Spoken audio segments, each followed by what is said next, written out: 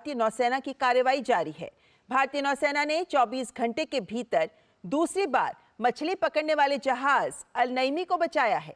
अल नईमी पर ईरान का झंडा लगा हुआ था। भारतीय नौसेना ने एक बयान में कहा कि नौसेना के जहाज सुमित्रा ने सोमालिया के पूर्वी तट पर समुद्री डकैती के खिलाफ एक और सफल अभियान को अंजाम दिया है।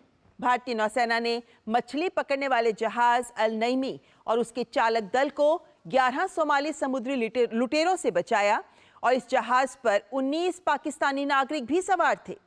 इससे पहले आईएनएस सुमित्रा ने ईरानी मछली पकड़ने वाले जहाज एमवी ईमान को सोमाली के समुद्री डाकुओं के चंगुल से छुड़ाया था। तो भारत के नौसेना के जहाज जो लगातार डकैतों के खिलाफ समुद्र में सुरक्षा के अभियान को रफ्तार दे रहे हैं और हाल फिलहाल समुद्री इलाकों में खास तौर पर अरब सागर और अदन की खाड़ी में और लाल सागर में इस तरीके के कई सारे अभियान हैं जिन्हें सफलतापूर्वक अंजाम दिया जा रहा है। और ये तस्वीरें जो आपको हम दिखा रहे हैं ये यही दिखाते हैं कि कैसे भारतीय नौसेना जो ऑपरेशंस कर रही है उसमें उसे सफलता भी मिल रही है। और ये जो हम लगातार खबरें सुनते आ रहे हैं कि चाहे हम लाल सागर की बात करें, अदन की खाड़ी की बात करें, यहाँ हमले डकैतों के लगातार बढ़ रहे हैं।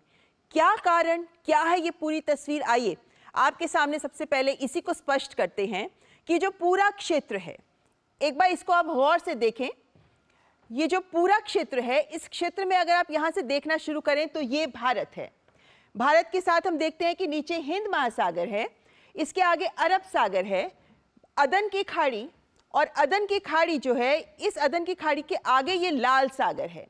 अगर आप इसको थोड़ा करीब से देखें, मैं चाहूंगी कि इसको आप जूम इन करें और फिर आप दिखाएं। ये जो अदन की खाड़ी है, इस अदन की खाड़ी और लाल सागर के बाद स्वेज नहर के माध्यम से भूमध्य सागर तक हमारी पहुंच सुनिश्चित हो पाती है, जिसके बाद आगे यूरोप तक का रास्ता हम तय कर पाते हैं। ये समझने वाली बात है कि ये रास्ता हमारे लिए बेहद महत्वपूर्ण हो जाता है, क्योंकि यहाँ भारत हिंद महासागर और भारत को अगर व्यापार करना है तो ये रास्ता पूरा बहुत महत्वपूर्ण है। यहाँ आपको ये भी बताना चाहेंगे, जो हम हमलों की बात कर रहे हैं, यमन के जो हूती विद्रोही हैं, इनके खिलाफ यही है जो लाल सागर में ड्रोन अटैक कर रहे हैं, जिसकी वजह से यहां से व्यापार बाधित हो रहा है। हालांकि इन हूती विद्रोहियों के खिलाफ अमेरिका और ब्रिटेन जैसे बड़े देश कार्रवाई कर रहे हैं, लेकिन इसकी वजह से ये पूरा जो रास्ता है व्यापार का, ये बाधित हो रहा है। वहीं दूसरी ओर सोमालिया के जो डकैत हैं वो भी इस पूरे क्षेत्र में हमले कर रहे हैं और अपहरण कर रहे हैं जहाजों का लूट के लिए।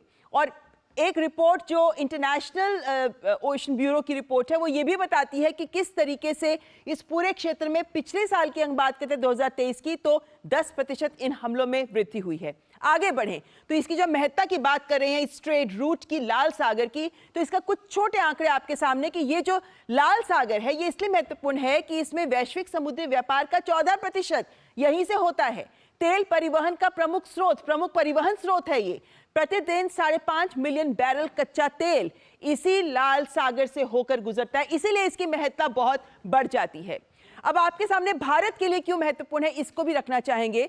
अगर आप इस ग्लोब पर करीब से नजर डालें तो आप ये पाते हैं कि यहां भारत है, और अगर भारत को यूरोप तक पहुंचना है या पूर्वी अमेरिका तक पहुंचना है तो उसके लिए छोटा रास्ता बनेगा कि वो सीधा यहां से भारत जो है वो यहां से अरब सागर से होते हुए, अदन की खाड़ी से होते हुए, लाल सागर से होते हुए, स्वेज नहर से होते हुए यूरोप तक पहुंचे और पूर्वी अमेरिका तक पहुंचे। लेकिन चूंकि ये रास्ता बाधित हो रहा है, इसलिए इस समय बहुत सारे कंपनियां ऐसी हैं जो यहां से व्यापार नहीं कर रही। रास्ता क्या है उनके सामने? उनके सामने रास्ता है पूरा केप ऑफ गुड होप, जो दक्षिण अफ्रीका का कोना, यहां से होते हुए वो अमेरिका तक पहुंचे और यहीं से लंबा रास्ता होते हुए वो यूरोप तक पहुंचे, या फिर वो उत्तरी अफ्रीका तक भी इसी बड़े रास्ते को लेकर जाने को मजबूर हो रहे हैं, जिसकी वजह से हो ये रहा है कि खर्च ज्यादा आ रहा है, वक्त ज्यादा लग रहा है, और इसकी वजह से ही जो इन्फ्लेशन है या महंगाई है पूरे विश्व में ये बढ़ती नजर आ रही है,